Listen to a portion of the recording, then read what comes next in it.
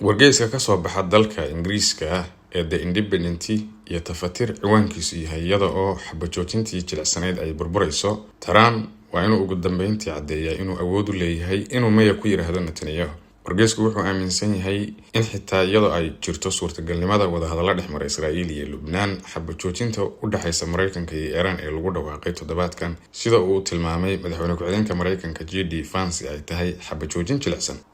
socoshada gantaalaha ee gobolka marinbiyoodka muhiimka ah ee Hormuz waa mid weli ka xidhan inta badan socodka maraakiibta caalamka, laakiin weerarada Israa'iil ee ka dhanka ciidamada Xisbullah ee dalka Lubnaan, khasaaraha nolosha dadka aan waxba galabsan iyo burburinta kaabayaasha dhaqaalaha rayidka ee dalkan jilicsan ee Lubnaan ayaa ka dhigaysa hawsha adag ee laga sugayo nabadda Khaliijka mid aan macquul ahayn. wargeysku waxa uu sheegay in wararku ay tilmaamayaan in wadahadalada Israa'iil iyo Lubnaan ay ka bilaaban doonaan toddobaadka soo socda. wasaaradda amuraha dibadda ee Mareykanka magaalada Washington, taas oo ku beegan imaatinka wafuud ka socota Mareykanka iyo Iran ee Pakistan si ay u yeeshaan wadahadallo u gaara, laakiin waxaa jiri doonta fursad yar oo lagu gaari karo is-afgarad iyadoo dowladda Benjamin Netanyahu ay ololaheeda military ee fowdada ah u qaadayso Beirut iyo xitaa meelo kale oo ka fog. wargeysku wuxuu aaminsan yahay in kaliya Mareykanku uu awood u leeyahay inuu Israa'iil ku qasbo inay ku biirto xabajoojinta, laakiin waxay u muuqataa in Donald Trump sidii caadiga ahayd uusan diyaar u ahayn inuu cadaadis badan saaro saaxiibkiis Netanyahu. si kastaba ha ahaatee, waa inuu sidaas sameeyaa si uu u badbaadiyo rajada nabadda ee Iran